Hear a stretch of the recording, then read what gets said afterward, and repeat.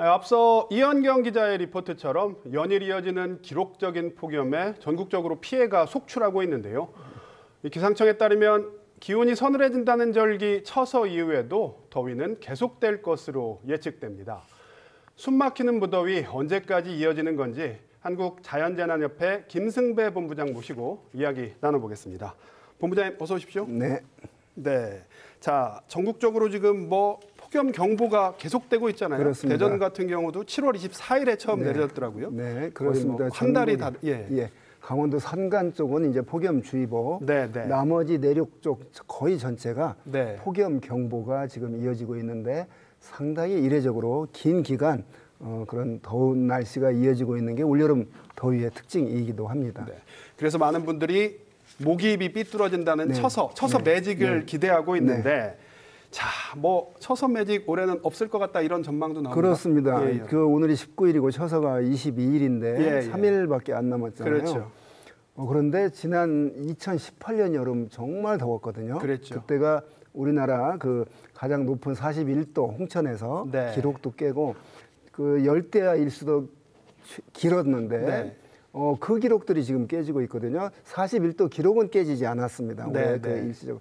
그런데 그 열대야 일수가 그때보다 더 길었습니다. 그래서 올여름 더위의 특징을 본다면 그 더운 날씨가 한 사나흘 좀 덥다가 일시 조금 선선하다. 다시 또 더워지고 이런 어떤 오르락 내리락 하는데 그런 게 없어졌어요. 올해는 완전히 동남아 그 여름 날씨처럼 그런 속에서 있으니까 많이 견디기 힘들어하고 있습니다. 안 그래도 그거 여쭤보려고 했는데 밤에 이렇게 기온이 떨어지지 않고 열대야가 계속되는 이유, 특별한 이유가 있습니까? 특별한 건 습도가 높기 때문입니다. 그러니까 전국 62개 관측 지점을 평균을 내보면 2018년이 75%인데 올해는 그 7월부터 8월 그 18일까지 평균 습도가 81%로 2018년보다 훨씬 높군요. 전국의 62개 지점 평균을 낸 거니까 꽤 높은 거죠.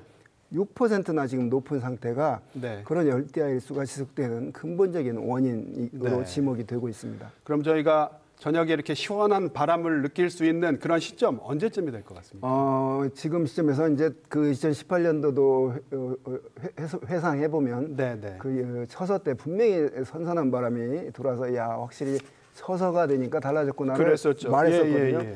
올해는 지금 이제 태풍 하나가 올라오고 있거든요. 종다리가 오늘 새벽 3시경에 그 대만 동쪽에서 발생을 했는데 그게 제주도 서쪽을 향해서 지금 올라오고 있습니다. 그런데 오늘과 내일까지는 태풍의 세력을 유지하다가 모레쯤이면 태풍의 한 단계 낮은 열대저하포로 약해질 겁니다.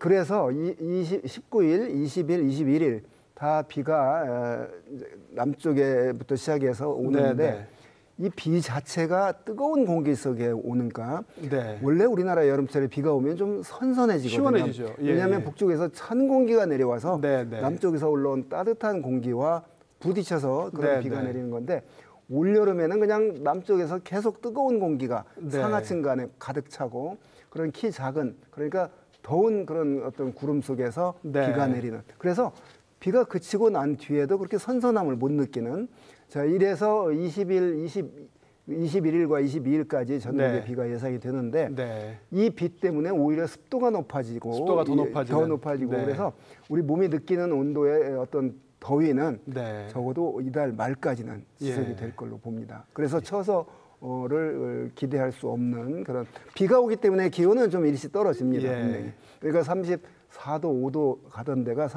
2, 3도로 떨어지니까 그런 정도의 기온 하강은 있지만 비만 그치고 나면 다시 또 더워질 거다. 그래서 그런 어떤 그 특징적인 여름을 보내고 있습니다. 저희가 좀 큰 틀에서 질문 하나 드릴게요. 올해 사상 최악의 폭염이라는 2018년보다 더 더운데 온열 질환자 수도 급증하고 있죠.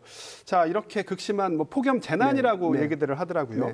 이런 폭염 재난이 일어나는 어떤 한반도의 기상학적인 원인, 배경 이런 게 좀 있을까요? 그렇습니다. 폭염이 과거에는 재난이 아니었거든요. 그런데 이제 최근 들어서 정부가 재난으로 이제 지정을 했어요.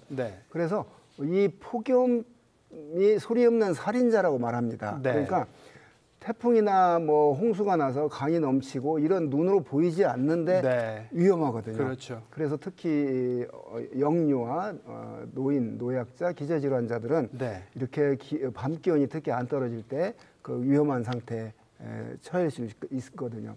네. 또 어떻게 대처해야 되는지 그래서 이제 일사병, 열사병과 같은 온열 질환에 대처를 잘 해야 되는데 문제는 이 폭염은 자기가 잘 관리를 하면 네. 그 위험에서 벗어날 수 있는 재해입니다. 네. 그러니까 냉방이 잘 된데 머무른다거나 네. 가급적 낮에 밖에 네. 나가서 작업을 하지 않는다거나 네. 그러니까 네. 이런 어떤 그 관련 저기 대처를 하면 네. 잘 그 온열 질환으로부터 안전한데 그러려면 이제 부득이 밖에 나가야 될 때는 이제 수분을 많이 섭취하고 네. 염분을 그냥 주기적으로 섭취해주고 네. 뭐 이런 어떤 그 대비가 필요한데 특히 농촌에서는 나 홀로 작업을 하면 굉장히 위험합니다. 어지러울 때 누가 구조를 해줄 수 없거든요. 네. 그래서 항상 이 두 명이 네. 한 그 아침 저녁으로 좀 선선해졌을 때 작업을 하는 게 좋고요.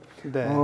이때 지금 이제 지금으로부터 한 길어봤자 한 열흘이거든요. 네. 이렇게 강하게 더운 게. 네. 그래서 거의 여름에 이제 피크를 지나가고 빠져나가는 시점인데 다른 때 같으면 좀 선선해야 될 이 시점에 네. 선선하지 않은 게 올 여름의 더위 특징입니다. 네. 마지막으로 아까 태풍 종다리 얘기도 해주셨는데, 자, 뭐 열흘만 저희가 버티면 될 것 같다고 해주셨는데, 자, 열흘 이후에는 저희가 뭐 평년 기온으로 돌아가는 걸로 그렇게 좀 예상을 해도 되는 겁니다. 그렇습니다. 기온은 당연히 이제 절기가 있기 때문에 지금보다 더 더워지지는 분명히 않거든요.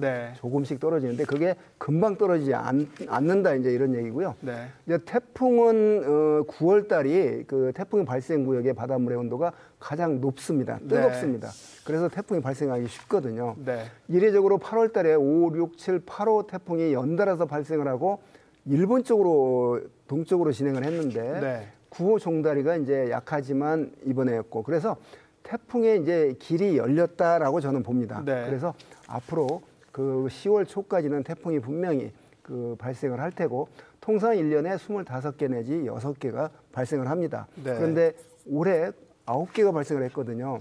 이제 그 숫자를 꼭 채우지는 않겠지만 앞으로 남은 기간이 이제 태풍이 더 많이 발생할 수 있는 기간이고 이제 장마, 폭염 지나고 이제 태풍의 계절이 이제 왔습니다. 네, 알겠습니다. 오늘 말씀은 여기까지 듣겠습니다. 본부장님 고맙습니다. 네.